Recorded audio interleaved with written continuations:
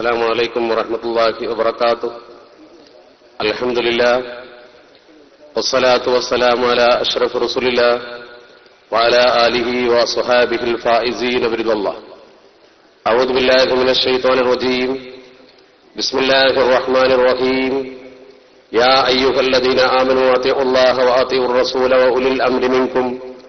صدق الله مولانا العلي العظيم.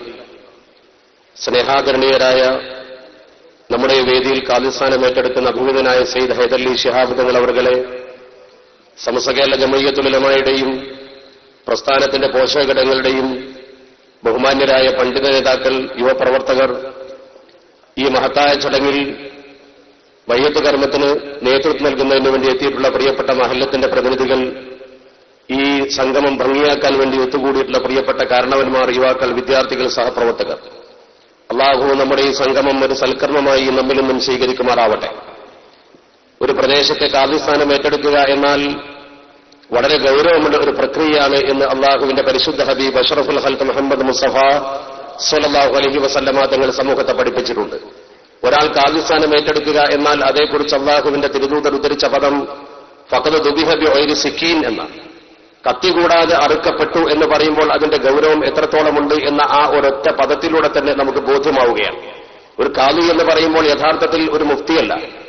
മുഫ്തി എന്നാൽ ഒരു മതവിധി കൊടുക്കുന്നയാൾ മാത്രമാണ്. നേരെ മറിച്ച് കാലി എന്ന് പറയുമ്പോൾ ഇഹ്കാമു ശൈഇ വ ഇംലാഉഹു, ഒരു കാര്യം വിധിക്കുകയും അത് കൃത്യമായി നടപ്പാക്കുകയും ചെയ്യുന്ന, അത് നടപ്പാക്കാൻ ഉത്തരവാദിത്തമുള്ള ഒരു വ്യക്തിത്വമാണ്.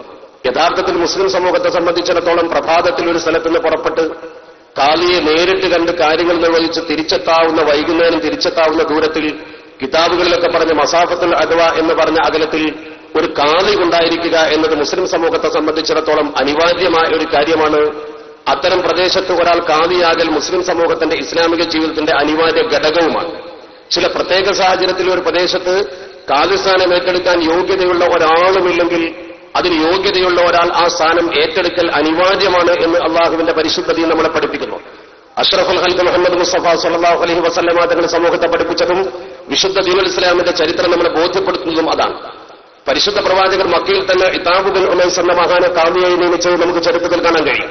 അപ്രകാരം തന്നെ മുആദ് ബിൻ ജബൽ റളിയല്ലാഹു തആല അൻഹു, അതുപോലെ തന്നെ അബൂ മൂസ റളിയല്ലാഹു തആല അൻഹു തുടങ്ങിയവരെ യമനിലേക്ക് അള്ളാഹുവിന്റെ പരിശുദ്ധ ഹബീബ് കാദിമാരായി നിയോഗിച്ച ചരിത്രം ഇസ്ലാമിക ചരിത്ര ഭൂമിക വളരെ വ്യക്തമായി നമുക്ക് പാഠം നൽകുന്നു.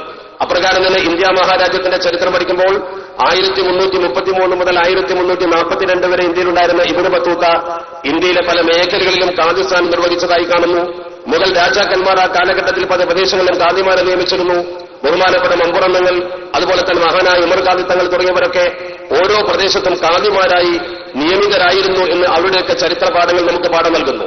കണ്ണൂർ ജില്ലയിൽ തന്നെ ഷെയ്ഖ് അലിയുൽ കൂഫി റഹ്മത്തുള്ളാഹി അലൈഹി തങ്ങൾ കാദിയായി നിയമിതനായ സംഭവം അദ്ദേഹത്തിന്റെ താരീഖിലുണ്ട്. മഖ്ദൂമുമാർ, കോഴിക്കോട് കാദിമാർ, അപ്രകാരം തന്നെ നമ്മുടെ കേരളത്തിൽ മാലിക് ഇബ്നു ദിനാർ റളിയല്ലാഹു തആല അൻഹു സംഘവും കടന്നു വന്നപ്പോൾ അവർ നിർമ്മിച്ച ഓരോ പള്ളികളിലും ഓരോ പ്രദേശത്ത് കാദിമാരെ നിയമിച്ചിരുന്നു. ഈ കണ്ണൂർ ജില്ലയിൽപ്പെട്ട തന്നെ പന്തലാനിയിൽ അബ്ദുല്ലാഹി ഇബ്നു ദിനാർ റളിയല്ലാഹു തആല അൻഹുവിനെ കാദിയായി നിയമിച്ചു എന്ന് കേരളത്തിന്റെ ചരിത്ര പുസ്തകം വളരെ മനോഹരമായി നമ്മൾ പഠിപ്പിക്കുന്നു. മാഹിയിൽ ജഅഫർ ബിൻ മാലിക് റളിയല്ലാഹു തആല അൻഹു കാദിയായിരുന്നു.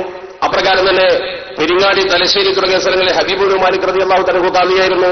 ഏഴുമലയിൽ അബ്ദുല്ലാഹി ബിൻ മാലിക് തങ്ങൾ കാദിയായിരുന്നു എന്നൊക്കെ ഡോക്ടർ സി കെ കരീം സാറിന്റെ ഹിസ്റ്ററി ഓഫ് കേരള മുസ്ലിംസിലെ ചരിത്രം വ്യക്തമായി ഓരോ പ്രദേശത്തെയും കാദിമാരെയും എടുത്തുദ്ധരിച്ചിട്ടുണ്ട്. സമയത്തിന്റെ ദൈർഘ്യം കുറയ്ക്കുന്നതിന് വേണ്ടി ഞാൻ വളരെ ചുരുക്കി പറയുകയാണ്. അലി ഇബ്നു അബീ ത്വാലിബ് റളിയല്ലാഹു തആല അൻഹുവിനെ യമനിലേക്ക് കാദിയായെത്തുമ്പോൾ അള്ളാഹുവിന്റെ പരിശുദ്ധ ഹബീബിനോട് ബഹുമാനപ്പെട്ടവർ പറഞ്ഞു, ചരിത്രത്തിൽ വളരെ വ്യക്തമായി കാണുന്നു, വഖദ് ബഅത്ത നബിയ്യു സ്വല്ലല്ലാഹു അലൈഹി വസല്ലമ അലിയൻ, അലി ഇബ്നു അബീ ത്വാലിബ് റളിയല്ലാഹു തആല അൻഹുവിനെ അള്ളാഹുവിന്റെ പരിശുദ്ധ പ്രവാചകനായ ഇലൽ യമനി കാദിയൻ, യമനിലേക്ക് കാദിയായി. കാല, അപ്പോൾ അലി റളിയല്ലാഹു തആല അൻഹു പറഞ്ഞു, യാ റസൂലല്ലാഹ് ബഅത്നി യഖ്ലി ബൈനഹും, ഞാൻ അവിടേക്ക് കാദിയായി വിധി കൽപ്പിക്കാൻ വേണ്ടി അങ്ങ് എന്നെ അയക്കുന്നു. വഅന ശാബുൻ ലാ അദ്രി മൽ ഖളാ, ഞാനൊരു യുവാവാണ്, എനിക്ക് ഖളാ എന്താണെന്ന് അറിയില്ല. എങ്ങനെ വിധി പറയണം, എങ്ങനെ ജനങ്ങൾക്കിടയിൽ തീർപ്പ് കൽപ്പിക്കണമെന്ന് എനിക്കറിയില്ല. അതുകൊണ്ട് ഞാൻ എന്ത് ചെയ്യണമെന്ന് ചോദിച്ചപ്പോൾ ഫളറബ നബിയ്യു സ്വല്ലല്ലാഹു അലൈഹി വസല്ലമ സദറഹു, അള്ളാഹുവിന്റെ പരിശുദ്ധ പ്രവാചകർ ബഹുമാനപ്പെട്ടവരുടെ നെഞ്ചത്തൊന്നടിച്ചു. വഖാല അല്ലാഹുമ്മ ഹ്ദി ഖൽബഹു വസബ്ബിത് ലിസാനഹു, ആ ഹൃദയത്തിലും അതുപോലെ തന്നെ നാവിനും ശക്തിയും നേർരേഖയിൽ ചിന്തിക്കാനുള്ള കഴിവുമുണ്ടാകുന്നതിന് വേണ്ടി അഷ്റഫുൽ ഖൽഖ് മുത്ത മുഹമ്മദ് മുസ്തഫ സ്വല്ലല്ലാഹു അലൈഹി വസല്ലമ തങ്ങൾ ചെയ്ത പ്രവർത്തനം അവിടെ വ്യക്തമായി പ്രാർത്ഥിച്ചതും ചെയ്ത പ്രവർത്തനവും സൂചിപ്പിക്കുന്നു. അതുവഴി മഹാനവറുകൾക്ക് വ്യക്തമായ കരുത്ത് ലഭ്യമാവുകയും അതിലൂടെ ബഹുമാനപ്പെട്ടവർ ആ കർമ്മം ഭംഗിയായി നിർവഹിക്കുകയും ചെയ്തു.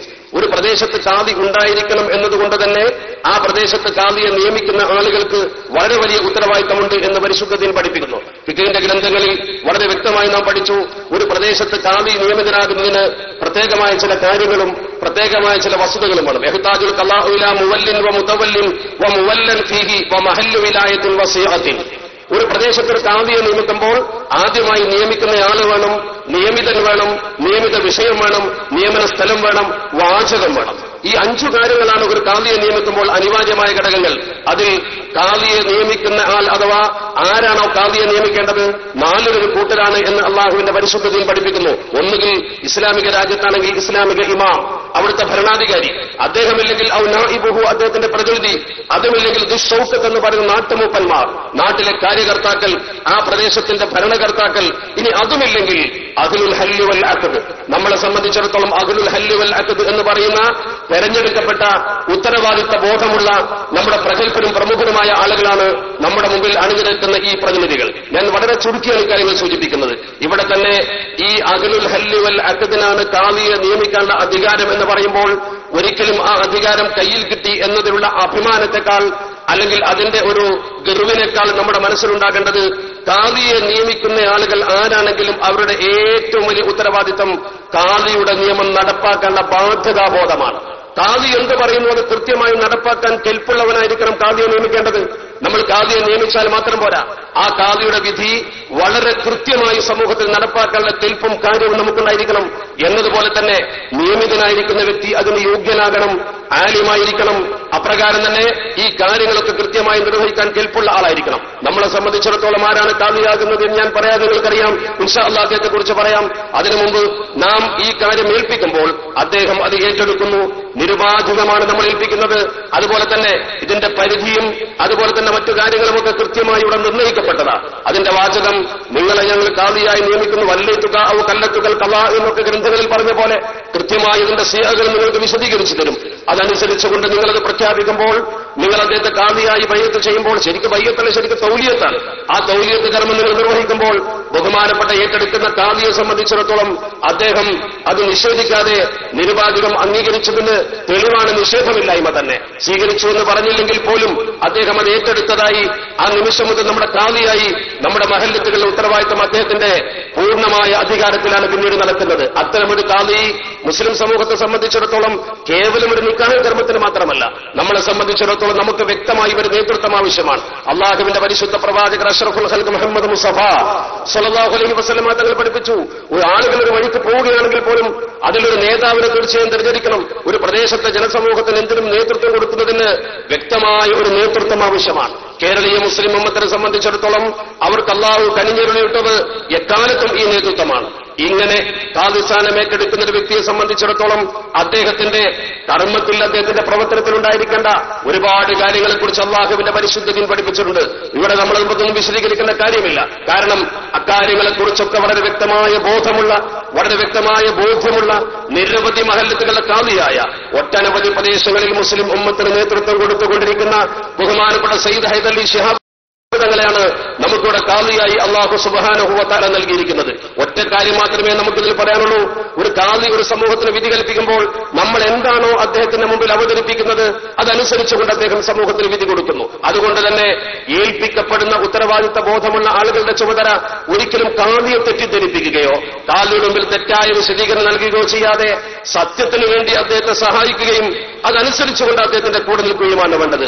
അള്ളാഹുവിന്റെ പരിശുദ്ധ ഹബീബ് അഷ്റഫുൽ ഖൽഖ് മുഹമ്മദ് മുസ്തഫ സ്വല്ലല്ലാഹു അലൈഹി വസല്ലം തങ്ങൾ തന്നെ തന്റെ മുമ്പിൽ വന്നുകൊണ്ട് തർക്കിച്ച ഒരു സമൂഹത്തോട് പറഞ്ഞു, ഇന്നക്കും തഖ്തസിമൂന ഇലയ്യ, നിങ്ങൾ എന്നോട് കാര്യങ്ങളെക്കുറിച്ച് വാദിക്കുന്നു, തർക്കിക്കുന്നു. വലഅല്ല ബഅലക്കും അൻ യകൂന അൽഹന ബിഹുജ്ജതിഹി, നിങ്ങൾ ചിലപ്പോൾ തങ്ങളുടെ സത്യം അല്ലെങ്കിൽ തങ്ങളുടെ വാദം തെളിയിക്കാൻ നല്ല കഴിവുള്ളവരായിരിക്കും.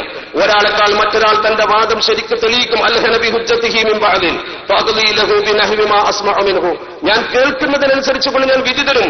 എന്നിട്ട് നബി തങ്ങൾ അവരെ ഭയപ്പെടുത്തിക്കൊണ്ട് പറഞ്ഞു, ഫമൻ ഖളൈത ലഹു മിൻ ഹഖ്ഖി അഖീഹി, തന്റെ സുഹൃത്തിന്റെ അവകാശത്തിൽ നിന്ന് എന്തെങ്കിലും ഞാൻ അവർക്ക് വിധിച്ചു കൊടുത്തിട്ടുണ്ടെങ്കിൽ, അഥവാ നിങ്ങൾ പറയുന്നത് സത്യമാണെന്ന് മനസ്സിലാക്കി മറ്റവന്റെ അവകാശം വീതിച്ചു തന്നിട്ടുണ്ടെങ്കിൽ അവനത് സ്വീകരിക്കാൻ പാടില്ല. കാരണം നരകത്തിലെ ഒരു കഷ്ണമാണ് ഞാൻ മുറിച്ചു തന്നിരിക്കുന്നത് എന്ന് അഷ്റഫുൽ ഖൽഖ് മുഹമ്മദ് മുസ്തഫ സ്വല്ലല്ലാഹു അലൈഹി വസല്ലം. അതുകൊണ്ട് ഖാദിയുടെ മുമ്പിൽ എപ്പോഴും നമ്മളൊരു വിഷയം അവതരിപ്പിക്കുമ്പോൾ നബി തങ്ങൾ പോലും പറഞ്ഞു, നിങ്ങൾ വാദിച്ചാൽ ചിലപ്പോൾ നിങ്ങൾ പറഞ്ഞത് സത്യമായി എനിക്ക് തോന്നുന്നു ഞാനതനുസരിച്ച് വിധി തരുമെന്ന്. ഒരിക്കലും ഒരു ഖാദിയെ തെറ്റിദ്ധരിപ്പിക്കത്തക്ക വിധത്തിലുള്ള യാതൊരു തരത്തിലുള്ള വാചാടോപ്പങ്ങളും ഖാദിയുടെ മുമ്പിൽ നമ്മൾ പ്രകടിപ്പിക്കാൻ പാടില്ല. സത്യം മാത്രമേ ഖാദിയുടെ മുമ്പിൽ ബോധിപ്പിക്കാവൂ. അതുകൊണ്ട് തന്നെ ഖാദിയെ അനുസരിക്കൽ മുസ്ലിം ഉമ്മത്തിന്റെ കടമയാണ്. പരിശുദ്ധ പ്രവാചകർ പഠിപ്പിച്ച ഊസിക്കും ബിത്തഖ്വല്ലാഹി വസ്സംഇ വത്വാഅ വഇൻ കാന അബ്ദൻ ഹബശിയ. ഒരു എത്യോപ്യൻ അടിമയാണ് നിങ്ങൾക്ക് ഖാദിയായി വന്നത് എങ്കിൽ പോലും നിങ്ങൾ ആ ഖാദിയെ പരിപൂർണമായി അനുസരിക്കണമെന്ന് അഷ്റഫുൽ ഖൽഖ് ത്വാഹ റസൂലുള്ളാഹി സ്വല്ലല്ലാഹു അലൈഹി വസല്ലം. എന്നാൽ നമ്മളെ സംബന്ധിച്ചിടത്തോളം ഞാൻ പ്രധാനമായി പറയാൻ ആഗ്രഹിക്കുന്ന കാര്യം, നമുക്കിവിടെ ലഭ്യമായിരിക്കുന്നത് ഏറ്റവും വലിയ അനുഗ്രഹമാണ്. പാലക്കാട് സയ്യിദ് ഹൈദരലി ശിഹാബ് തങ്ങളെക്കുറിച്ച് പറയുമ്പോൾ അദ്ദേഹം കണ്ണൂർ ജില്ലയുടെ ഖാദിയായി ബൈഅത്ത് ചെയ്യുന്ന ഈ ചടങ്ങിൽ വളരെ സന്തോഷകരമായി നമുക്ക് സ്മരിക്കാനുള്ള ഒരു കാര്യം, നിങ്ങളെ സംബന്ധിച്ചിടത്തോളം അല്ലാഹുവിന്റെ തിരുദൂതർ പഠിപ്പിച്ചു, അൽ അഇമ്മത്തു മിൻ ഖുറൈശ്. ഖുറൈശി കുടുംബത്തിലുള്ളവർ തന്നെയാണ് നേതൃസ്ഥാനത്ത് വരേണ്ടത്. ആ കുടുംബത്തിലൂടെ കടന്നു വന്ന അള്ളാഹുവിന്റെ പരിശുദ്ധ ഹബീബിന്റെ പരമ്പരയിൽപ്പെട്ട ബഹുമാനപ്പെട്ട തങ്ങളവകൾ തന്നെ നേതൃനിരയിൽ വന്നിരിക്കുന്നു എന്നത് 100% നമുക്ക് സന്തോഷം പകരുന്ന ഒരു കാര്യമാണ്. ഈ കണ്ണൂർ ജില്ലക്കാണെങ്കിൽ അതിന്റെ വ്യക്തമായ പാരമ്പര്യവുമുണ്ട്. കേരളീയ മുസ്ലിം ഉമ്മത്തിന്റെ നവോത്ഥാനത്തിലും മുന്നോട്ടുള്ള പ്രയാണത്തിലും പുരോഗമനത്തിലുമൊക്കെ ഏറ്റവും വലിയ പങ്ക് വഹിച്ച സയ്യിദ് കുടുംബങ്ങളിൽ ഭൂരിപക്ഷം സയ്യിദ് കുടുംബവും കടന്നു വന്നിട്ടുള്ളത് യമനിലെ ഹദർമൗത്ത്, തെരീം എന്നീ പ്രദേശങ്ങളിൽ നിന്നാണ്. ബഹുമാനപ്പെട്ട തങ്ങളവരുടെയും പാരമ്പര്യം പരിശോധിച്ചാൽ ആ യമനിൽ നിന്നും തന്നെ കടന്നു വന്ന തെരീമി പാരമ്പര്യം നമുക്ക് കാണുവാൻ കഴിയും. ആദ്യമായി ഈ കുടുംബത്തിൽ ഇവിടെ കടന്നു വരുന്നത് സയ്യിദ് ശിഹാബുദ്ദീൻ അലിയുൽ ഹദറമി എന്ന് പറയുന്ന ബഹുമാനപ്പെട്ട സയ്യിദ് ശിഹാബുദ്ദീൻ കബീലയിലെ പ്രമുഖനായ സയ്യിദ് അവർകൾ ഹിജ്റ വർഷം 1159 തെരീമിൽ ജനിക്കുകയും യമനിലെ തെരീമിൽ ജനിക്കുകയും 1181 കോഴിക്കോട്ട് വരികയും ചെയ്ത ബഹുമാനപ്പെട്ട സയ്യിദ് ശിഹാബുദ്ദീൻ അലിയുൽ ഹദറമി തങ്ങൾ മഹാനവറുകളാണ്. ഈ ഇരിക്കുന്ന ബഹുമാനപ്പെട്ട സയ്യിദ് അവറുകളുടെ ആദ്യത്തെ പിതാമഹനായി നമ്മുടെ ഈ കേരളത്തിൽ കടന്നു വന്ന മലയാളികൾക്കിടയിൽ ജീവിച്ച അദ്ദേഹത്തിന്റെ പിതാമഹന്മാരിൽ പ്രമുഖൻ, ഒന്നാമത്തെയാൾ കേരളത്തിലേക്ക് വന്നത് സയ്യിദ് ശിഹാബുദ്ദീൻ അലിയുൽ ഹദറമി തങ്ങളാണ്. ആ മഹാനവറുകൾ കോഴിക്കോട്ട് വന്നപ്പോൾ ഏതാനും ദിവസം അന്നത്തെ പ്രമുഖനായിരുന്ന കോഴിക്കോട്ട് ജനങ്ങളൊക്കെ ഏറെ പ്രിയകരനായി ആദരിക്കുകയും അംഗീകരിക്കുകയും ചെയ്യുന്ന സയ്യിദ് ജിഫ്രി തങ്ങളുടെ വീട്ടിൽ ഏതാനും ദിവസം മാത്രം താമസിക്കുകയും അവിടെ അദ്ദേഹം വന്നു എന്ന വിവരം കിട്ടിയപ്പോൾ പ്രമുഖനായ മുസ്ലിം നേതാക്കൾ ഇവിടെ ഉണ്ടായിരുന്നു. പ്രത്യേകിച്ച് അറക്കൽ രാജകുടുംബവും അതിനോട് ചുറ്റിപ്പറ്റിയുള്ള മുസ്ലിം കേന്ദ്രങ്ങളും ഇവിടുന്ന് കോഴിക്കോട്ട് പോയി ബഹുമാനപ്പെട്ടവരെ കണ്ണൂരിലേക്ക് കൊണ്ടുവന്ന് കണ്ണൂരിൽ ബഹുമാനപ്പെട്ടവരെ താമസിപ്പിച്ച് വളപട്ടണം കേന്ദ്രീകരിച്ചുകൊണ്ട് അദ്ദേഹത്തിന്റെ ആ പ്രതാപം ജനങ്ങൾ മനസ്സിലാക്കുകയും ആ പ്രദേശത്തെ ഖാദിയായി അദ്ദേഹത്തെ നിയമിക്കുകയും ചെയ്തു. ബഹുമാനപ്പെട്ട സയ്യിദ് ഹൈദരലി ശിഹാബ് തങ്ങളുടെ കേരളത്തിൽ വന്ന ആദ്യത്തെ പിതാമകനെ കണ്ണൂരിൽ കൊണ്ടുവന്ന് ഖാദിയാക്കിയ നിങ്ങൾ അദ്ദേഹത്തെ തന്നെ കൊണ്ടുവന്ന് ഇവിടെ ഖാദിയാക്കുമ്പോ അത് ചരിത്രത്തിന്റെ ഒരു ആവർത്തനമാണ് എന്ന് സൂചിപ്പിക്കാൻ ഞാൻ ആഗ്രഹിക്കുക. അങ്ങനെ ഒരു ഭാഗ്യം അല്ലാഹു സുബ്ഹാനഹു വ തആല നിങ്ങൾക്ക് നൽകിയിരിക്കുകയാണ്. അദ്ദേഹത്തിന് 2 പുത്രന്മാരാണ് ഉണ്ടായിരുന്നത്, ബഹുമാനപ്പെട്ട സയ്യിദ് ഹുസൈൻ ശിഹാബുദ്ദീൻ, അതുപോലെ തന്നെ അബ്ദുള്ള ശിഹാബുദ്ദീൻ. ഇതിൽ സയ്യിദ് ഹുസൈൻ ശിഹാബുദ്ദീൻ എന്ന് പറയുന്ന ബഹുമാനപ്പെട്ട സയ്യിദ് അവറുകൾ അഥവാ തങ്ങളുടെ ഈ കേരളത്തിൽ വന്ന ആദ്യത്തെ മലയാളികൾക്ക് ജീവിച്ച ബഹുമാനപ്പെട്ട പിതാമകൻ സയ്യിദ് അലിയുൽ ഹദറമി ശിഹാബുദ്ദീൻ തങ്ങളുടെ പ്രിയപ്പെട്ട പുത്രൻ സയ്യിദ് ഹുസൈൻ ശിഹാബുദ്ദീൻ തങ്ങൾ അറക്കൽ രാജകുടുംബത്തിലെ ഖദീജ എന്ന യുവതിയാണ് വിവാഹം കഴിച്ചത്. അദ്ദേഹം അവരെ വിവാഹം കഴിച്ച് വിവാഹാനന്തരം അദ്ദേഹം കോഴിക്കോട്ടേക്ക് തന്നെ മാറി താമസിച്ചു. കോഴിക്കോട്ട് അദ്ദേഹം പള്ളി നിർമ്മിക്കുകയും അവിടെ അദ്ദേഹം ദീനീ പ്രബോധനം നിർവഹിക്കുകയും ചെയ്തു. അദ്ദേഹം ഈ കേരളക്കരയിൽ ഒരുപാട് ദീനീ സേവനങ്ങൾ നിർവഹിച്ചതിന്റെ ചരിത്രം കോഴിക്കോട് കേന്ദ്രീകരിച്ചുകൊണ്ട് നമുക്ക് കാണാൻ കഴിയും. ബഹുമാനപ്പെട്ട സയ്യിദ് ശിഹാബുദ്ദീൻ അലിയുൽ ഹദറമി തങ്ങൾ 1212 മരണപ്പെട്ടു. അദ്ദേഹത്തിന്റെ ഖബർ, ബഹുമാനപ്പെട്ട തങ്ങളവരുടെ പൂർവ്വ പിതാമഹന്റെ ഖബർ നിങ്ങളുടെ ഈ കക്കുളങ്ങര പള്ളി മക്കാമിൽ ഇപ്പോഴും നമുക്ക് കാണുവാൻ കഴിയും. വളപട്ടണത്തെ കക്കുളങ്ങര പള്ളി മക്കാമിൽ അന്ത്യവിശ്രമം കൊള്ളുന്ന സയ്യിദ് ശിഹാബുദ്ദീൻ അലിയുൽ ഹദറമി തങ്ങളിലൂടെയാണ് ഈ പരമ്പര നമ്മുടെ കേരളത്തിൽ വരുന്നത്. സയ്യിദ് ശിഹാബുദ്ദീൻ അലിയുൽ ഹദറമിയുടെ മകൻ ബഹുമാനപ്പെട്ട സയ്യിദ് ഹുസൈൻ ശിഹാബുദ്ദീൻ തങ്ങൾ കോഴിക്കോട്ടേക്ക് താമസിച്ചു. 1183 അദ്ദേഹത്തിന്റെ ജനനം. അദ്ദേഹം അറക്കലിൽ വിവാഹം കഴിച്ചു, കോഴിക്കോട്ട് വന്ന് താമസിച്ചു. അദ്ദേഹം കണ്ണൂരിലെ പള്ളി ദർസിൽ പഠിച്ചിട്ടുണ്ട്. പിന്നീട് കോഴിക്കോട്ട് കുട്ടിച്ചിറ പള്ളി ദർസിൽ പഠിച്ചു, മിസ്കാൽ പള്ളി ദർസിൽ പഠിച്ചു. ദർസിൽ പഠിച്ചുകൊണ്ട് ദീനീ പാരമ്പര്യമായിട്ടാണ് ഈ സയ്യിദന്മാരൊക്കെ മുന്നോട്ട് പോയിട്ടുള്ളത്. ഖാദിരിയ ത്വരീഖത്തിന്റെ ഗുരു കൂടിയായിരുന്ന ബഹുമാനപ്പെട്ടവരെന്ന് ചരിത്രം പറയുന്നു. അദ്ദേഹത്തിന് 4 മക്കളുണ്ടായിരുന്നു, 3 പെൺമക്കളും 4 ആൺമക്കളും. അതിൽ 1235 അദ്ദേഹം മരണപ്പെട്ടപ്പോൾ അദ്ദേഹത്തിന്റെ പ്രിയപ്പെട്ട മകൻ സയ്യിദ് മുഹ്താർ തങ്ങൾ, സയ്യിദ് മുഹ്താർ എന്ന് പറയുന്ന തങ്ങൾ മലപ്പുറത്തേക്ക് താമസിച്ചു. അദ്ദേഹം മലപ്പുറത്ത് നിന്നാണ് വിവാഹം കഴിച്ചത്. 1212 ബഹുമാനപ്പെട്ടവർ കോഴിക്കോട്ടാണ് ജനിച്ചതെങ്കിലും അദ്ദേഹത്തിന്റെ പൂർണ്ണ പ്രവർത്തനം പിന്നെ മലപ്പുറത്തായിരുന്നു. അങ്ങനെ ബഹുമാനപ്പെട്ട സയ്യിദ് അവർകൾ മലപ്പുറത്ത് വന്ന് അദ്ദേഹം കോഴിക്കോട്ട് വെച്ച് അന്നത്തെ കോഴിക്കോട്ട് കാലി മുഹീദ്ദീൻ ഇബ്നു അബ്ദുസ്സലാം എന്ന മഹാപണ്ഡിതന്റെ ദർസിൽ പഠിച്ചിട്ടുണ്ട് എന്ന് ചരിത്ര രേഖയുണ്ട്. അദ്ദേഹം കോഴിക്കോട്ട് നിന്ന് മലപ്പുറത്ത് വിവാഹം കഴിച്ച് മലപ്പുറത്തേക്ക് മാറി താമസിച്ച് 1258 മലപ്പുറത്ത് അദ്ദേഹം മരണപ്പെടുകയും, നിങ്ങൾ മലപ്പുറത്ത് വന്നാൽ മലപ്പുറത്തെ വലിയങ്ങാടി പള്ളിയിൽ അതിന്റെ വടക്ക് വശത്തുള്ള ആ കെട്ടിൽ ബഹുമാനപ്പെട്ടവരുടെ കബറിടം കാണുവാൻ കഴിയും. അപ്പോൾ ഈ കണ്ണൂരിൽ വന്ന ബഹുമാനപ്പെട്ട അലി ശിഹാബുദ്ദീൻ തങ്ങൾ, അദ്ദേഹത്തിന്റെ മകൻ ഹുസൈൻ ശിഹാബുദ്ദീൻ തങ്ങൾ, അദ്ദേഹത്തിന്റെ പുത്രൻ സയ്യിദ് മുഹ്താർ തങ്ങൾ, ഈ മുഹ്താർ തങ്ങളുടെ പ്രിയപ്പെട്ട പുത്രനാണ് ചരിത്ര പ്രസിദ്ധനായ ഹുസൈനാറ്റക്കോയ തങ്ങൾ. ആദ്യമായി പാണക്കാട്ടേക്ക് മാറി താമസിച്ച 1231 ഹിജ്റയിൽ ജനിച്ച ബഹുമാനപ്പെട്ട സയ്യിദ് ഹുസൈനാറ്റക്കോയ തങ്ങൾ, അദ്ദേഹം വലിയ പണ്ഡിതനായിരുന്നു. അദ്ദേഹം ഓതിപ്പടിച്ചത് തിരുരങ്ങാടിലെ ചാലിൽ കുസായി ഉസ്താദിന്റെ അടുത്ത, അതിനുശേഷം മഹദൂം തങ്ങളുടെ പണ്ഡിതർസിൽ ഓതി പ്രസിദ്ധനായ ഔക്കോയ മുസ്ലിയാർ എന്ന് പറയുന്ന ഇബ്നു ഹിഷാമുൽ മലക്കാർ എന്ന് പറയുന്ന ഔക്കോയ മുസ്ലിയാരുടെ പണ്ഡിതർസിൽ ബഹുമാനപ്പെട്ട സയ്യിദ് ഹുസൈനാറ്റക്കോയ തങ്ങൾ ഓതിപ്പടിച്ചിട്ടുണ്ട്. അത്ര വലിയ പണ്ഡിതനായിരുന്ന ബഹുമാനപ്പെട്ടവർ പാണക്കാട്ടേക്ക് മാറി താമസിക്കുകയും, പാണക്കാട്ട് അദ്ദേഹം താമസിക്കുന്ന കാലഘട്ടത്തിൽ അദ്ദേഹം തൃക്കളൂർ സമരത്തിന് പ്രേരിപ്പിച്ചു എന്ന ഒറ്റ കാരണത്താൽ അദ്ദേഹത്തെ ബ്രിട്ടീഷുകാർ 1862 അറസ്റ്റ് ചെയ്യുകയും ചെയ്തു എന്ന് ചരിത്രം പറയുന്നു. അതൊരു നീണ്ട ചരിത്രമാണ്. ആ ചരിത്രം ഇപ്പോൾ ഇവിടെ പറയാൻ സമയമില്ല. കാരണം പി കെ ടി ഉസ്താദ് നേരത്തെ തന്നെ പറഞ്ഞു, വളരെ ചുരുക്കി പറയണം, ആളുകൾക്കൊക്കെ വളരെ ദൂരെ പോകാനുണ്ടെന്ന് പറഞ്ഞതുകൊണ്ട് ഞാൻ വളരെ ചുരുക്കി മാത്രമാണ് പറയുന്നത്.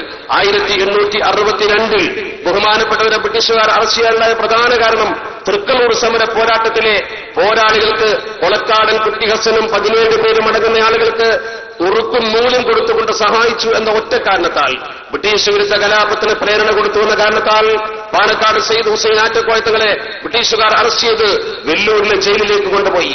ആ ജയിലിലേക്ക് കൊണ്ടുപോകുന്നതിന് മുമ്പും ജയിലിലേക്ക് കൊണ്ടുപോകുമ്പോഴുമുണ്ടായ അത്ഭുതകരമായ കറാമത്ത് ഇപ്പോഴും ചരിത്ര ഗ്രന്ഥങ്ങൾ മനോഹരമായി രേഖപ്പെടുത്തി വെച്ചിരിക്കുന്നു. സുദീർഘമായി പറയാനാവില്ലെങ്കിലും നിങ്ങളുടെ ഗാന്ധി പാരമ്പര്യത്തിന്റെ പ്രൗഢപ്രതാപം മനസ്സിലാക്കുന്നതിന് വേണ്ടി 1-2 കാര്യങ്ങൾ സൂചിപ്പിക്കുകയാണ്. അന്ന് 17 പേർ ബ്രിട്ടീഷുകാർക്കെതിരെ സമരം ചെയ്തുകൊണ്ട് ഒരു പുരയിടത്തിൽ അവർ ഒളിച്ചിരുന്ന സന്ദർഭത്തിൽ അവരെ വെടിവെച്ചിട്ട് വെടിയുണ്ടകൾ നഷ്ടപ്പെടുക എന്നല്ലാതെ ഒരൊറ്റയാൾക്കും വെടികൊള്ളാത്ത അവസ്ഥയുണ്ടായപ്പോ അവസാനം ആദ്യമായി ഇന്ത്യ മഹാരാജ്യത്ത് ഡൈനാമിക് എന്ന സാധനം കൊണ്ടുവന്ന് തൃക്കളൂർ സമരത്തിനാണ് ഉപയോഗിച്ചത് എന്ന് ചരിത്ര പുസ്തകം മനോഹരമായി രേഖപ്പെടുത്തുന്നു. ഇവര് ആ മുഴുവൻ ആളുകളും മരണപ്പെട്ടപ്പോൾ ഓരോരുത്തരുടെയും ഡെഡ് ബോഡി ബ്രിട്ടീഷ് ഉദ്യോഗസ്ഥന്മാർ പരിശോധിച്ചപ്പോൾ ഉറുക്ക് കണ്ടു. ആ ഉറുക്ക് പരിശോധിച്ച് നോക്കുമ്പോൾ അത് എഴുതിയിരിക്കുന്നത് പാണക്കാട് ഹുസൈനാറ്റക്കോയ തങ്ങളാണെന്ന് മനസ്സിലായി.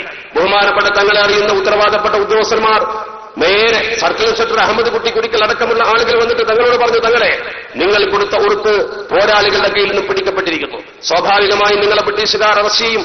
അവർ വരുമ്പോൾ നിങ്ങൾ ഇങ്ങനെ ഉറുക്ക് കൊടുത്തിട്ടില്ലെന്ന് പറയണം എന്ന് ബഹുമാനപ്പെട്ട സയ്യിദ് ഹുസൈനാറ്റക്കോയ തങ്ങളോട് പറഞ്ഞപ്പോൾ അദ്ദേഹം ഒന്ന് ചിരിച്ചു.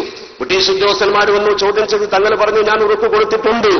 ആ ഒറ്റ കാര്യത്തിന്റെ പേരിൽ ബഹുമാനപ്പെട്ട അറസ്റ്റ് ചെയ്ത് കൊണ്ടുപോയി. അറസ്റ്റ് ചെയ്ത് കൊണ്ടുപോകുന്ന സമയത്താണ് അദ്ദേഹത്തെ വെല്ലൂരിലേക്ക് കൊണ്ടുപോകുമ്പോൾ തീവണ്ടി യാത്രക്കിടയിൽ അദ്ദേഹം നമസ്കരിക്കാൻ സമയമായപ്പോൾ പാലക്കാട് ലക്കിടി എന്ന് പറയുന്ന സ്ഥലമുണ്ട്. ആ സ്ഥലത്ത് വെച്ച് ബഹുമാനപ്പെട്ടവർ നമസ്കരിക്കാൻ ആഗ്രഹം പഠിപ്പിച്ചു. ഉദു എടുക്കാൻ വേണ്ടി വണ്ടി നിർത്തണമെന്ന് പറഞ്ഞു. ബ്രിട്ടീഷ് ഉദ്യോഗസ്ഥന്മാർ വണ്ടി നിർത്തില്ലെന്ന് പറഞ്ഞു. തന്റെ കയ്യിലുണ്ടായിരുന്ന വടി കൊണ്ട് ആ വണ്ടിയിലൊന്ന് കുത്തിയിട്ട് ഞാനിവിടെ ഇറങ്ങുന്നു എന്ന് പറഞ്ഞപ്പോൾ ആ തീവണ്ടി അവിടെ സ്വമേധയാ നിൽക്കുകയും അദ്ദേഹം ഭാരതപ്പുഴയുടെ തീരത്തിറങ്ങുകയും ഉദു ചെയ്ത് നമസ്കരിക്കുകയും വണ്ടിയിൽ കയറിയപ്പോൾ വണ്ടി വീണ്ടും പുറപ്പെടുകയും ചെയ്തു. ആ പ്രദേശത്ത് എന്തുകൊണ്ട് വണ്ടി നിന്നു ഇതറിയാൻ ബ്രിട്ടീഷുകാർ പലവട്ടമോടെ വന്നു, ഉദ്യോഗസ്ഥന്മാർ വന്നു. ആ പ്രദേശത്ത് ഈ ഉദ്യോഗസ്ഥന്മാരുടെ നിരന്തര സന്ദർശനത്തിന്റെ ഭാഗമായി പിന്നീട് രൂപപ്പെട്ടതാണ് ലക്കിടി എന്ന റെയിൽവേ സ്റ്റേഷൻ എന്ന് പോലും ചരിത്രകാരന്മാർ മനോഹരമായി രേഖപ്പെടുത്തുന്നു. തൃക്കളൂർ സമരത്തെക്കുറിച്ച് സർ വില്യലോകന്റെ മലബാർ മാനുവലുണ്ട്. അതുപോലെ തന്നെ ലക്കിടി എന്ന ഈ സ്റ്റേഷന്റെ ആവിർഭാവത്തെക്കുറിച്ച് അതറിയുന്ന ചരിത്രകാരന്മാർ മനോഹരമായി രേഖപ്പെടുത്തി വെച്ചിട്ടുണ്ട്. അത്ര വലിയ കറാമത്തിന്റെ ഉടമയായിരുന്ന ബഹുമാനപ്പെട്ട സയ്യിദ് ഹുസൈനാറ്റക്കോയ തങ്ങളാണ് ആദ്യമായി പാണക്കാട്ട് വന്ന് താമസമാക്കിയ ഈ കുടുംബത്തിലെ ആദ്യത്തെ പാണക്കാട്ട് തങ്ങൾ എന്നറിയപ്പെടുന്ന സയ്യിദ് ഹുസൈനാറ്റക്കോയ തങ്ങൾ. ബഹുമാനപ്പെട്ടവർ 1862 അറസ്റ്റ് ചെയ്യപ്പെട്ടു. ഹിജ്റ വർഷക്കണക്ക് പ്രകാരം 1302 ബഹുമാനപ്പെട്ടവർ മരണപ്പെട്ടു. വെല്ലൂർ ബാക്കിയാത്തു സ്വാലിഹാത്ത് അറബി കോളേജിന്റെ സമീപത്ത് ബഹുമാനപ്പെട്ടവരെ ആ മസ്ജിദിൽ അടക്കിയിരിക്കുന്നത് നമുക്കവിടെ ചെന്നാൽ കാണാൻ കഴിയും. ആ മഹാന്റെ പ്രിയപ്പെട്ട പുത്രനാണ് ബഹുമാനപ്പെട്ട മുഹമ്മദ് കോയഞ്ഞിക്കോയ തങ്ങൾ. ഈ സയ്യിദ് മുഹമ്മദ് കോയഞ്ഞിക്കോയ തങ്ങൾ പാണക്കാട്ട് ഈ മുഹമ്മദ് കോയഞ്ഞിക്കോയ തങ്ങളും അതുപോലെ തന്നെ അലി പൂക്കോയ തങ്ങളും എന്ന് പറയുന്ന ആദ്യ വിവാഹ വിവാഹത്തിൽ അദ്ദേഹത്തിന്റെ രണ്ട് മക്കൾ, ഒന്ന് അലി പൂക്കോയത്തങ്ങൾ, അതുപോലെ തന്നെ സെയ്ദ് മുഹമ്മദ് കോയഞ്ഞിക്കോയത്തങ്ങൾ. ഈ സെയ്ദ് മുഹമ്മദ് കോയഞ്ഞിക്കോയത്തങ്ങളുടെ പ്രിയപ്പെട്ട പുത്രനാണ് ഈ ഇരിക്കുന്ന ബഹുമാനപ്പെട്ട സെയ്ദ് ഹൈദരലി ശിഹാബ് തങ്ങളുടെ പ്രിയപ്പെട്ട പിതാമഹൻ പുതിയ മാളികക്കൽ സെയ്ദ് അഹമ്മദ് പൂക്കോയത്തങ്ങൾ എന്ന് പറയുന്ന BMSA പൂക്കോയത്തങ്ങൾ. കേരള മുസ്ലിം സമൂഹത്തിന് മറക്കാൻ കഴിയാത്ത, കേരളത്തിന്റെ മതസാമൂഹ്യ രാഷ്ട്രീയ നേതൃരംഗത്ത് കേരളീയ മുസ്ലിങ്ങൾക്ക് നേതൃത്വം കൊടുത്ത സമസ്ത കേരള ജംഇയ്യത്തുൽ ഉലമായുടെയും അതിന്റെ പോഷകഘടകങ്ങളുടെയും ഒക്കെ തലപ്പത്തുണ്ടായിരുന്ന ബഹുമാനപ്പെട്ട സെയ്ദ് അവർകൾ. അദ്ദേഹത്തിന്റെ കറാമത്തിനെ കുറിച്ചൊന്നും ഞാൻ വിശദീകരിക്കേണ്ട ആവശ്യമില്ലല്ലോ. ഇന്നും എന്റെ നാട്ടിലെ സാധാരണക്കാരായ ആളുകൾ വളരെ വ്യക്തമായും കണ്ടു മനസ്സിലാക്കിയ, നമ്മുടെ നാട്ടിൽ ഇന്നും ഈ സംഭവത്തിന് സാക്ഷി നിന്ന ആളുകളുണ്ട്. എന്റെ നാട്ടിലൊരു കുടുംബം ഇപ്പോഴുമുണ്ട്. അവരിൽ ഒരാൾക്ക് ഭ്രാന്ത് ബാധിച്ചപ്പോ ഇവൻ വളരെ ശക്തമായി, നല്ല ആരോഗ്യമുള്ള മനുഷ്യൻ, അവനെ പിടിച്ചു കെട്ടിയാണ് ഒരു വാഹനത്തിലിട്ട് പാണക്കാട്ട് കൊണ്ടുവന്നത്. ആക്രമിക്കും ആളുകളെ, ബുദ്ധിമുട്ടിക്കും ആളുകളെ. ബഹുമാനപ്പെട്ട തങ്ങൾ ആ വട്ടമേശക്ക് ചുറ്റും ഇങ്ങനെ ഇരിക്കുക. ബഹുമാനപ്പെട്ട സയ്യിദ് പൂക്കോയ തങ്ങൾ ഇരിക്കുന്ന സമയത്ത് ഈ ആളെ കൊണ്ടുവന്നപ്പോ ഇവനെ പിടിച്ചിങ്ങനെ നിർത്തുമ്പോ തങ്ങൾ പറഞ്ഞു അവനെ വിട്ടേക്ക്. അവര് പറഞ്ഞു വിടാൻ പാടില്ല, വിട്ടാൽ അവൻ ആക്രമിക്കും തങ്ങളെ. വിടാനല്ല പറഞ്ഞത്, തങ്ങൾ ഗൗരവത്തോടെ പറഞ്ഞു. ഇവനെ വിട്ടിട്ട് ഈ പിടിച്ചു കെട്ടിക്കൊണ്ടുവന്ന ആളുകൾ വാഹനത്തിന്റെ പുറകിലേക്ക് മാറി നിന്നു. ഇവൻ നേരെ തങ്ങളുടെ മുമ്പിലേക്ക് ഓടിയപ്പോ അവരൊക്കെ ഭയപ്പെട്ടു. ഓട്ടം തങ്ങൾ അടുത്ത് വരെ ഉണ്ടായുള്ളൂ. തങ്ങളെ കാൽക്കൽ അവിടെ ഇരുന്നു. തങ്ങൾ പാപ്പ എനിക്ക് വയ്യാന്ന് പറഞ്ഞു. തങ്ങൾ ഒരു ഗ്ലാസ് വെള്ളം ആവശ്യപ്പെട്ടു. അത് കൊണ്ടുവന്ന് മന്ത്രിച്ചു കൊടുത്തു. ഒന്ന് മന്ത്രിച്ചു, ഈ തലയിലൊന്ന് കൈവച്ചു. അല്പസമയം ഇരുന്നു. അല്പസമയം കഴിഞ്ഞൊന്ന് മയങ്ങി അവനും എഴുന്നേറ്റ് പുറത്തിറങ്ങിയിട്ട് പിന്നെ ഇവനെ കൊണ്ടുവന്ന ആളുകളെ വിളിച്ചുകൂട്ടി ഇവനാ പിന്നെ നേതാവായിട്ട് ഇവരെ തിരിച്ചു കൊണ്ടുപോകുന്നത്. ഈ രംഗം കണ്ട ആളുകൾ ഇന്നും എന്റെ നാട്ടിൽ ഹയാത്തോടെ ഉണ്ട്. ആ രീതിയിലുള്ള കറാമത്ത് ഞാൻ പറയണ്ടല്ലോ. ആ കറാമത്തിന്റെ ഉടമയായ ബഹുമാനപ്പെട്ട പാണക്കാട്ട പൂക്കോയത്തങ്ങൾ, ആ മഹാനവറുകളുടെ പ്രിയപ്പെട്ട പുത്രനാണ് സെയ്ദ് ഹൈദരലി ശിഹാബ് തങ്ങൾ നമ്മുടെ വേദിയിലിരിക്കുന്നു. ഞാൻ അദ്ദേഹത്തെക്കുറിച്ച് കൂടുതൽ വിശദീകരിക്കുന്നില്ല. അദ്ദേഹം കേവലം നമ്മൾ ഉദ്ദേശിച്ച പോലെ പലരും പ്രചരിപ്പിച്ചതുപോലെ രാഷ്ട്രീയ രംഗത്ത് നേതൃത്വം കൊടുക്കുന്ന ഒരു തങ്ങൾ എന്ന രീതിയിലല്ല കാണേണ്ടത്. മറിച്ച് കേരളീയ മുസ്ലിം ഉമ്മത്തിന്റെ അനിവാര്യ ഘട്ടത്തിൽ പാണക്കാട് സെയ്ദ് പൂക്കോയത്തങ്ങൾ, അതിനു മുമ്പ് ബഹുമാനപ്പെട്ട സെയ്ദ് തറിമാൻ ബാഫക്കി തങ്ങൾ, അവരൊക്കെ ഈ സമുദായത്തിന്റെ നേതൃത്വം അവരുടെ ചുമലിൽ കെട്ടിവെച്ചപ്പോൾ അത് ഏറ്റെടുക്കുക മാത്രമാണ് ഉണ്ടായത്. അവരൊന്നും രാഷ്ട്രീയത്തിലൂടെ കാര്യലാഭം ഉണ്ടാക്കുവാനോ ഏതെങ്കിലും പാർലമെന്റ് രാഷ്ട്രീയത്തിലൂടെ സ്ഥാനമാനങ്ങൾ നേടിയെടുക്കുന്നതിന് വേണ്ടിയോ ഒരിക്കലും ഇറങ്ങിപ്പുറപ്പെട്ട ആളുകളല്ല. മുഴുസമയ ദീനീ പ്രവർത്തകരാണ് അവർ. ആ മുഴുസമയ ദീനീ പ്രവർത്തനം നടത്തിയിരുന്ന ബാഫക്കി തങ്ങൾ, അതുപോലെ തന്നെ ബഹുമാനപ്പെട്ട സെയ്ദ് പൂക്കോയ തങ്ങൾ, അവർക്ക് ഈ ഉമ്മത്ത് ഏൽപ്പിച്ച ഭാരിച്ച ഉത്തരവാദിത്തം ഒരു ഘട്ടത്തിൽ ഏറ്റെടുക്കേണ്ടി വന്നു എന്ന് മാത്രം. ആ പാണക്കാട്ട പൂക്കോയത്തങ്ങളുടെ പ്രിയപ്പെട്ട പുത്രനെ സെയ്ദ് പൂക്കോയത്തങ്ങൾ പഠിപ്പിച്ച പട്ടിക്കാട് ജാമിയ നൂരിയ അറബിക് കോളേജിൽ നിന്നും 1975 ഫൈലി ബിരുദമെടുത്ത് പുറത്തിറങ്ങിയ ഒരു പണ്ഡിതനാണ്. 4 മദ്ഹബിലും ഫത്വ കൊടുക്കാൻ കഴിയുന്ന പാണ്ഡിത്യമുള്ള പണ്ഡിത ശ്രേഷ്ഠരെ പടച്ചുവിടുന്ന ഷെയ്ഖുൽ ജാമിയ ബഹുമാനപ്പെട്ട ഉസ്താദ് ആലിക്കുട്ടി മുസ്ലിയാർ ഇവിടെയുണ്ട്. ആ മഹത്തുക്കളായ ആളുകൾ, ആലിക്കുട്ടി മുസ്ലിയാർ സെയ്ദ് ഉമർ അലി ശിഹാബ് തങ്ങളുടെ കൂടെ പഠിച്ച മഹാന. സെയ്ദ് ഉമർ അലി ശിഹാബ് തങ്ങളാണ് എനിക്ക് ഇംഗ്ലീഷ് പഠിക്കാൻ സഹായിച്ചത് എന്ന് ബഹുമാനപ്പെട്ട ആലിക്കുട്ടി ഉസ്താദ് പലപ്പോഴും പറയാറുണ്ട്. ഫൈലിയായിരുന്നു ബഹുമാനപ്പെട്ട സെയ്ദ് അവർകൾ. ബഹുമാനപ്പെട്ട പാണക്കാട്ടെ നമ്മളൊക്കെ പ്രിയങ്കരനായിരുന്ന മരണപ്പെട്ടുപോയ സെയ്ദ് ഉമർ അലി ശിഹാബ് തങ്ങൾ അല്ലാഹു മഗ്ഫിറത്ത് നൽകുമാറാവട്ടെ. അതുപോലെ തന്നെ സെയ്ദ് മുഹമ്മദ് അലി ശിഹാബ് തങ്ങൾ ജാമിഉൽ അസ്ഹർ എന്ന് ബിരുദമെടുത്ത് വന്ന പണ്ഡിതനായിരുന്നു. ആ പണ്ഡിത പാരമ്പര്യം കാത്തുസൂക്ഷിച്ചുകൊണ്ട് പാണ്ഡിത്യത്തിന്റെ ഗരിമയോടുകൂടിയാണ് നമ്മുടെ ഖാദിയാകാൻ ബഹുമാനപ്പെട്ട തങ്ങൾ അവർ 947 ജനിച്ച ബഹുമാനപ്പെട്ടവർ 975 ഫൈലി ബിരുദമെടുത്തിട്ടുണ്ട്. ചെറുപ്പകാലം മുതൽ തന്നെ 973 സുന്നി സുഡസ് ഫെഡറേഷന്റെ പ്രസിഡന്റ് സ്ഥാനം ഏറ്റെടുത്തുകൊണ്ട് 987 SMFന്റെ ജനറൽ സെക്രട്ടറി സ്ഥാനം ഏറ്റെടുത്തുകൊണ്ടൊക്കെ പ്രാസ്ഥാനിക രംഗത്ത് സജീവമായി പ്രവർത്തിക്കുന്ന ബഹുമാനപ്പെട്ടവർ 989 മുതൽ സമസ്ത കേരള ഇസ്ലാമിക വിദ്യാഭ്യാസ ബോർഡിൽ അംഗമാണ് ബഹുമാനപ്പെട്ടവർ. 989 തന്നെ മലപ്പുറം ജില്ലാ SOSന്റെ പ്രസിഡന്റും 2008 മുതൽ സുന്നി യുവജന സംഘത്തിന്റെ സംസ്ഥാന പ്രസിഡന്റുമായി പ്രവർത്തിക്കുന്ന ബഹുമാനപ്പെട്ടവർ പ്രാസ്ഥാനിക രംഗത്തും അതുപോലെ തന്നെ എല്ലാ മേഖലകളിലും ഒരുപോലെ നിറഞ്ഞു നിന്ന് ഈ ഉമ്മത്തിന് സേവനം കൊടുക്കുന്ന മഹാനവറുകളെ സംബന്ധിച്ചിടത്തോളം ഞാൻ പറയാതെ തന്നെ നിങ്ങൾക്കറിയാം, ഈ കേരളീയ മുസ്ലിം ഉമ്മത്തിന് ഏതൊക്കെ മേഖലയിൽ എവിടെയൊക്കെ നേതൃത്വം കൊടുക്കാനുണ്ടോ അവിടെയൊക്കെ ബഹുമാനപ്പെട്ടവരുണ്ടായിട്ടുണ്ട്. തങ്ങളെക്കുറിച്ച് നമ്മൾ പരിശോധിച്ചാൽ ഇപ്പൊ ഈ കണ്ണൂർ ജില്ലയിൽ തന്നെ നമുക്കറിയാം, കണ്ണൂർ ജില്ലയെ സംബന്ധിച്ചിടത്തോളം 200 മഹല്ലുകൾ 200 വോട്ടുകളാണ് ശരിക്ക് വഖഫ് ബോർഡിൽ നമുക്കിവിടെ രേഖപ്പെടുത്തപ്പെട്ടത്. അതിൽ തന്നെ 180 എണ്ണം സമസ്ത കേരള ജംഇയ്യത്തുൽ ഉലമായുടെ പക്ഷത്തു നിന്ന് അതിനുവേണ്ടി നിലകൊണ്ട ആളുകൾക്ക് ലഭിച്ചു എന്ന് പറയുമ്പോൾ കണ്ണൂർ ജില്ലയുടെ മനസ്സ് എവിടെ നിൽക്കുന്നു നമുക്കറിയാം. അതുകൊണ്ട് തന്നെ ബഹുമാനപ്പെട്ട സയ്യിദ് അവർകൾ നമ്മളെ സംബന്ധിച്ചിടത്തോളം ഈ മഹല്ലത്തിൽ ഈ പ്രദേശത്തെ മുഴുവൻ ആളുകളുടെയും അംഗീകാരത്തോടുകൂടി തന്നെയാണ് മുന്നോട്ട് പോകുന്നത്. ഇനി ആരെങ്കിലും അതിനെതിരെ ബഹുമാനപ്പെട്ടവരെ കുറിച്ച് വല്ല പ്രചരണങ്ങൾ നടത്തുന്നുവെങ്കിൽ അത് അവഗണിക്കാവുന്നതേ ഉള്ളൂ. കാരണം ഏത് കാലഘട്ടത്തിലും സത്യത്തിന്റെ എതിരിൽ എപ്പോഴും ചില ആളുകൾ ഉണ്ടായിരിക്കും. ഒരു നല്ല മജ്‌ലിസായതുകൊണ്ട് അതേക്കുറിച്ച് കൂടുതൽ പറയാൻ ഞാൻ ആഗ്രഹിക്കുന്നില്ല. ഒറ്റ കാര്യം കൂടി പറയട്ടെ. ബഹുമാനപ്പെട്ട സയ്യിദ് മുഹമ്മദ് അലി ശിഹാബ് തങ്ങളുടെ അതേ പാരമ്പര്യത്തിലൂടെയാണ് ബഹുമാനപ്പെട്ടവരും നമുക്ക് നേതൃത്വം കൊടുക്കുന്നത്. സയ്യിദ് മുഹമ്മദ് അലി ശിഹാബ് തങ്ങൾ മരണപ്പെട്ടപ്പോൾ അദ്ദേഹത്തെക്കുറിച്ച് കേരളത്തിലെ പ്രസിദ്ധനായ കവികൾ എഴുതി വെച്ച വാചകത്തിൽ ഏറ്റവും പ്രധാനപ്പെട്ട ഒരു വാചകമുണ്ട്.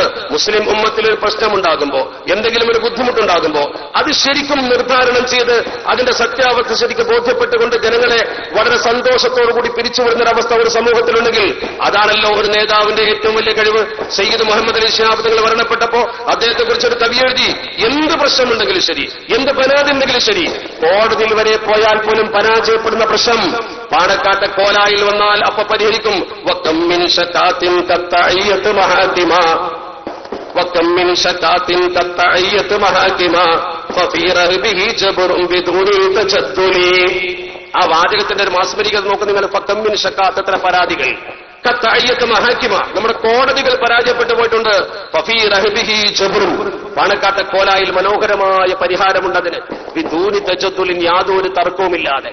ഒരു തർക്കവുമില്ലാതെ മുസ്ലിം ഉമ്മത്ത് പാണക്കാട്ടെ വട്ടമേശക്കപ്പുറം നിന്നുകൊണ്ട് ഇന്ന് ഹൈദരലി ശിഹാബ് തങ്ങളെ വീട്ടിൽ വെച്ചുകൊണ്ട് പ്രശ്നത്തിന് പരിഹാരം കണ്ടുകൊണ്ട് തിരിച്ചു പോകുന്നുവെങ്കിൽ ആ പരിഹാരം നിർദ്ദേശിക്കാൻ കെൽപ്പുള്ള, വാക്കുബലമുള്ള, ജനാംഗീകാരമുള്ള ഒരു നേതാവാണ് ആവശ്യം. ആരവിടെ ചെന്ന് നോക്ക്, ആർക്കും കിട്ടും ഒരു സന്തോഷകരമായ വാക്ക്. ആ കോലായിൽ ചെന്ന ഒരു മനുഷ്യനും പുഞ്ചിരി കണ്ടിട്ടല്ലാതെ തിരിച്ചു പോരാറില്ല, സന്തോഷത്തോടെ അല്ലാതെ തിരിച്ചു പോരാറില്ല. അദ്ദേഹത്തെ കുറിച്ച് ഒരു കവി പറഞ്ഞു, ആര് ചെന്നാലും തെറിയാത്ത അവിടെ ഒരു സിദ്ധൌഷധമുണ്ട്.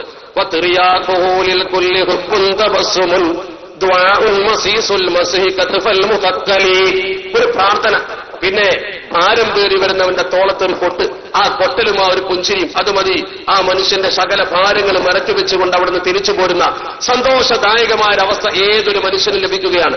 ജനങ്ങളൊക്കെ ഒന്നുകിൽ ഉദ്ഘാടനത്തിന് അല്ലെങ്കിൽ ഒരു കെട്ടിടത്തിന്റെ തറക്കല്ലിടലിന് പാണക്കാട്ട് നിന്ന് തന്നെ ആള് വേണമെന്ന് പറയുന്ന അവസ്ഥ എന്തുകൊണ്ടുണ്ടാകുന്നു? അമുസ്ലിം സഹോദരങ്ങൾ വരെ ആ ഒരു അവസ്ഥയിലാണല്ലോ. ഇവിടെ കേരളത്തിൽ സയ്യിദ് മുഹമ്മദ് അലി ശിഹാബ് തങ്ങൾ അതേ പാരമ്പര്യമല്ലേ സയ്യിദ് അലി ശിഹാബ് തങ്ങളും പേരുന്നത്.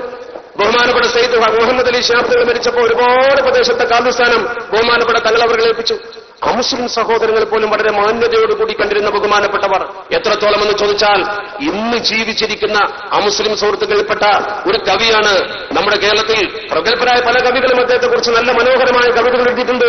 അദ്ദേഹത്തെക്കുറിച്ച് നല്ല നല്ല കവിതകൾ ഞാൻ ദീർഘിപ്പിച്ച് പറയുന്നില്ല. ഹിന്ദു കവികൾ പോലും ബഹുമാനപ്പെട്ടവരെ കുറിച്ച് എത്ര മനോഹരമായിട്ടാണ് പറഞ്ഞത്. അദ്ദേഹത്തിന്റെ വാക്ക് കേൾക്കാൻ, അദ്ദേഹത്തിന്റെ മൊഴികൾ കേൾക്കാൻ ഒരു അമുസ്ലിം കവി അദ്ദേഹത്തെക്കുറിച്ച് എഴുതിയ വാക്ക്, സയ്യിദ് മുഹമ്മദ് അലി ശിഹാബ് തങ്ങളെ കുറിച്ച് എഴുതിയ വാക്ക്, അതിലൂടെ നമുക്ക് മനസ്സിലാക്കാം ആ കുടുംബമാരാണ്. അതിലൂടെ നമുക്ക് മനസ്സിലാക്കാം ഈ ഇരിക്കുന്നതാണ് ബഹുമാനപ്പെട്ട തങ്ങളെ നോക്കിക്കൊണ്ട് പറഞ്ഞത്. ആ മൊഴിയിലെപ്പോഴും ഇസ്ലാം മതത്തിന്റെ കാരുണ്യ പാഠങ്ങളായിരുന്നു. ആ മിഴിയിലെപ്പോഴും റംസാൻ നിലാവിന്റെ കുളിരണം സാന്ത്വനമായിരുന്നു.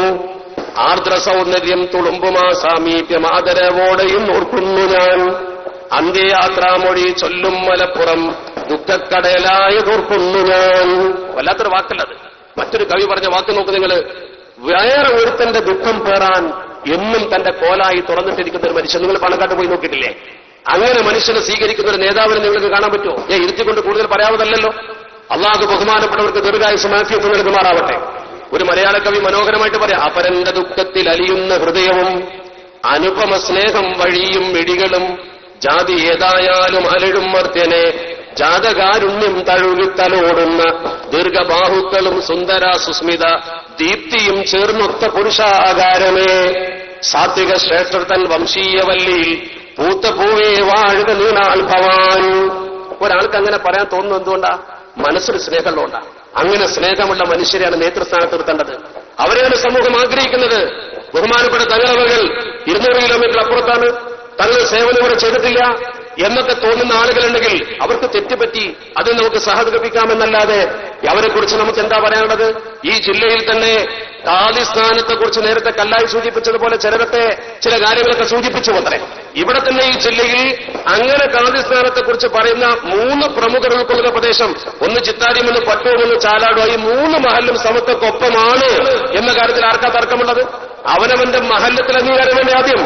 പാണക്കാട് സയ്യിദ് കുടുംബത്തെ ഖാദിയാക്കുമ്പോ നമ്മളെ സംബന്ധിച്ചിടത്തോളം ഈ ഇരിക്കുന്ന വലിയ ഒരു ജനാവലി ബഹുമാനപ്പെട്ട തങ്ങളവരുടെ അംഗീകരിച്ചുകൊണ്ട് ഭാവിയിൽ തങ്ങളുടെ മഹല്ലത്തിന്റെ ഉത്തരവാദിത്തം ബഹുമാനപ്പെട്ട തങ്ങളവരുടെ ചുമലിൽ അർപ്പിക്കുന്നതിന് വേണ്ടിയാണ് തിരിക്കുന്നത്.